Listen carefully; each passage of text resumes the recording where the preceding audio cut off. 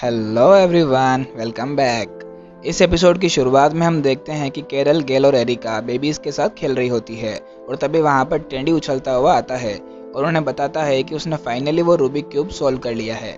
लेकिन कोई भी टेंडी की बात नहीं सुनता और फिर एरिका टेंडी से कहती है कि वो उन्हें गाइस क्यों बुलाता है जबकि उस घर में सिर्फ 3 ही जेंट्स है और 7 लेडीज है। इस पर टेंडी कहता है कि ठीक है, अब से वो उन्हें गर्ल्स बुलाएगा और वो वहाँ से चला जाता है। दूसरी तरफ टोड डॉन के साथ खेल रहा होता है और तभी वहां पर एरिका आकर टोड से कहती है कि डॉन के दूध पीने का टाइम हो गया है और डॉन को लेकर वहां से चली जाती है। इस पर टोड मेलिसा से कहता है कि एरिका कितनी खड़ूस है। टोड ऐसा इसलिए कहता है क्योंकि वो डॉन के साथ थोड़ी देर और खेलना चाहता था। इस पर मेलिसा कहती है कि अगर उसे खेलना ही है तो वो जेस्पर के साथ क्यों नहीं खेल लेता। जेस्पर के कोई पेरेंट्स नहीं हैं और टोड और मेलिसा के भी बेबी नहीं है। इस पर टोड कहता है कि बात तो ठीक है, पर क्या जेस्पर मेरे साथ खेलेगा। और फिर टोड जेस्पर के पास जाकर उसे उसके साथ खेलने के लिए कहता है और जेस्पर उसकी बात मानता हुआ उसके साथ खेलने के लिए उठ जाता है। इधर हम कैरल और गेल को देखते हैं और कैरल इस बात से परेशान होती है कि गेल उसका पूरा वक्त एरिका और डॉन के साथ ही बिता रही है और गेल के पास कैरल की बेबीज के लिए टाइम ही नहीं है। इस पर गेल कहती है कि ऐसा नहीं है और वो और एरिका रिलेशनशिप में है। इस पर कैरल कहती है कि बिना शादी का रिलेशन। इस पर गेल कहती है कि उसे इस रिलेशन के लिए एरिका से शादी करने की ज़रूरत नहीं है और फिर कैरल वहाँ से चली जाती है। फिर गेल ये बात एरिका को बताती है कि कैरल उनके साथ रहने से जेलस फील कर रही है और इस बात पर एरिका गेल से शादी करने के लिए कहती है, पर गेल उसे मना कर देती है और फिर एरिका गुस्से में उठकर वहाँ से चली जाती है। इधर हम टोड और जेस्पर को देखते हैं जो कि बॉल से खेल रहे होते हैं और टोड जेस्पर को बताता है कि वो इस गेम में बिल्कुल भी अच्छा नहीं है और फिर टोड जेस्पर को लाइफ की दूसरी चीज़ें सिखाने की बात कहता है। और अगले सीन में हम देखते हैं कि टोड जेस्पर को शेव करना सिखा रहा होता है और जेस्पर टोड की पीठ को शेव कर रहा होता है। फिर सीन शिफ्ट होता है और रात को डॉन के रोने की वजह से गेल की नींद खुल जाती है और वो डॉन को चुप कराने लगती है और तभी गेल सोती हुई एरिका को देखती है। और अगली सुबह गेल एरिका को शादी के लिए प्रपोज करती है और एरिका भी खुशी खुशी गेल को हाँ कर देती है। और फिर हम देखते हैं कि गेल और एरिका की फाइनली शादी हो जाती है, लेकिन उनकी शादी से कैरल इतनी खुश नहीं लग रही होती। फिर रात को सभी लोग पार्टी कर रहे होते हैं और तब कैरल गेल से कहती है कि अब तो गेल ने एरिका से शादी कर ली है और अब उसके पास कैरल और उसकी बेबीज के लिए वक्त ही नहीं रहेगा। और ये कहकर कैरल दुखी होकर वहां से चली जाती है। फिर एरिका कैरल के पास आती है और उसे समझाती है कि वो उसकी मॉम को उससे नहीं छीन रही है। हालांकि वो और गेल उन लोगों से मिलने से पहले से साथ में है, लेकिन फिर भी एरिका एक माँ और बेटी को अलग नहीं कर सकती है। और एरिका की बात सुनकर कैरल को अच्छा फील होता है और फिर कैरल, एरिका और गेल तीनों साथ में डांस करने लगते हैं और हमारे टेंडी भैया हमेशा की तरह गाना गा रहे होते हैं। इधर टोड देखता है कि डिनर के लिए जेस्पर एक कॉस्ट्यूम पहनकर आया है और टोड जेस्पर से कहता है कि उसे कॉस्ट्यूम की जगह पर सूट पहनना चाहिए था और ये सुनकर जेस्पर वहां से चला जाता है। और फिर अगले सीन में हम जेस्पर को सूट में देखते हैं और ये देखकर टोड खुश होता है और फिर टोड जेस्पर की टाई बांधने में उसकी हेल्प करता है। फिर अगले दिन हम देखते हैं कि जेस्पर एक कार चला रहा होता है जिसके ऊपर उसने एक जिराफ रखा हुआ है और जब टोड जेस्पर को देखता है तो वो हैरानी से उससे पूछता है कि क्या वो अभी कार चला कर आया है और इस पर जेस्पर उसे मना करता हुआ वहां से चला जाता है और टोड उसको बुलाता ही रह जाता है। इधर मेलिसा एक बुक पढ़ रही होती है और तभी उसे बेबीज के रोने की आवाज़ आती है और फिर उसे एक विला में एक नया रूम मिलता है जहाँ वो शांति से बैठकर पढ़ पाएगी। दूसरी तरफ कैरल गेल के लिए एक ड्रेस बनाकर उसे दिखाती है और वो सुनती है कि गेल और एरिका जेस्पर को लेकर मजाक कर रही होती है और एरिका कहती है कि बड़े होकर वो जेस्पर की डॉन से शादी करा देंगे क्योंकि जेस्पर ही एक इकलौता लड़का बचा है इस पूरी दुनिया में। और ये सुनकर कैरल फिर से परेशान होने लगती है। इधर टोड बैठा होता है और वो कुछ धमाकों की आवाज़ सुनता है और वो बाहर जाकर देखता है कि जेस्पर ने उसके जिराफ को पटाखों से उड़ा दिया है और ये देखकर टोड डर जाता है और फिर जेस्पर से पूछता है कि क्या अभी अभी उसने पटाखे फोड़े हैं और जेस्पर फिर से मना कर देता है। इस पर टोड उसे डांटता हुआ कहता है कि पटाखे बच्चों के लिए नहीं है और जेस्पर को उनसे दूर रहने के लिए कहता है। और फिर जब टोड जाने ही वाला होता है कि तभी एक और पटाखा फटता है और टोड फिर से डर जाता है और टोड जेस्पर को एक लुक देता हुआ वहां से चला जाता है। इस तरफ कैरल जेस्पर को खाने पर इनवाइट करती है और फिर वो जेस्पर को उसके बेबीज के साथ खेलने के लिए ले जाती है और कैरल की ये हरकतें देखकर एरिका परेशान होती है और एरिका और कैरल की बहस भी हो जाती है। अगले सीन में हम देखते हैं कि कैरल जेस्पर के साथ मिलकर उसकी बेबीज के साथ खेल रही है और इस खेल में जेस्पर बिल्कुल भी इंटरेस्टेड नहीं होता है। और तभी वहां पर एरिका आती है और वो कैरल से कहती है कि आखिर वो करना क्या चाहती है। इस पर कैरल कहती है कि वो बस जेस्पर और उसके बेबीज के बीच में दोस्ती करवा रही है। फिर एरिका जेस्पर के पास आकर उससे कहती है कि अभी वो छोटा है और उसे सिर्फ अपने बचपन पर ध्यान देना चाहिए, और जब वो बड़ा हो जाएगा तब उसके पास अपना लाइफ पार्टनर चुनने के लिए काफ़ी ऑप्शन मिल जाएंगे। और एरिका की ये बातें जेस्पर के सिर के ऊपर से जा रही होती है और फिर वो बिना कुछ कहे वहाँ से चला जाता है। और हम देखते हैं कि कैरल एरिका और जेस्पर की बातें छुप कर सुन रही होती है।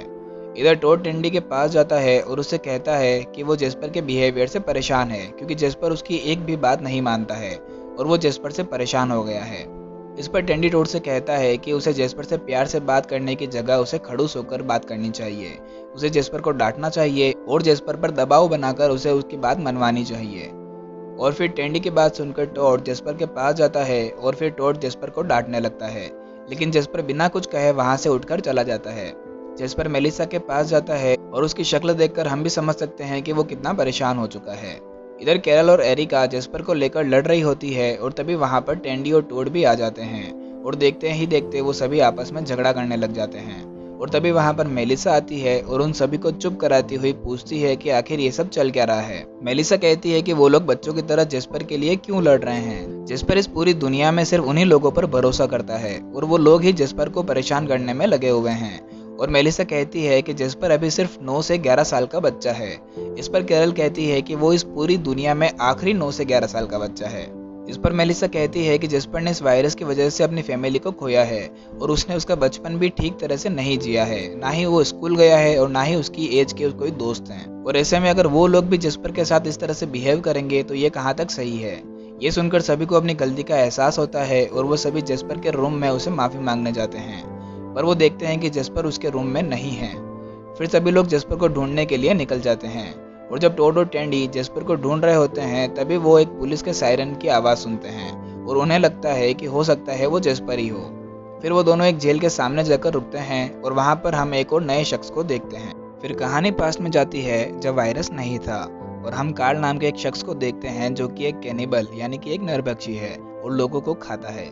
हम देखते हैं कि कार्ल जोई नाम की एक लड़की के साथ डेट पर जाता है, लेकिन उसकी बकवास बातों से बोर होकर जोई कोल आने का बहाना बनाती है और वहां से चली जाती है। फिर हम कार्ल को उसके घर पर देखते हैं जहां पर उसने फ्रिज में एक इंसान का सिर और हाथ रखे हुए हैं। फिर अगली सुबह कार्ल अपने डॉग को घर के बाहर घुमा रहा होता है और तभी उसके घर के बाहर पुलिस उसे अरेस्ट करने के लिए आ जाती है। पुलिस को देखकर कार्ल वहां से भाग जाता है। जब कार्ल अपनी कार में जा रहा होता है तभी रास्ते में उसकी कार खराब हो जाती है और फिर वो एक दूसरे आदमी से हेल्प मांगता है। फिर आदत से मजबूर कार्ल उस आदमी को मारकर उसकी कार लेकर मेक्सिको आ जाता है और मेक्सिको में अपनी पहचान बदलकर रहने लग जाता है। वो एक स्ट्रीट पेंटर बन जाता है और फिर एक दिन वो उसके घर पर एक आदमी की पेंटिंग बना रहा होता है।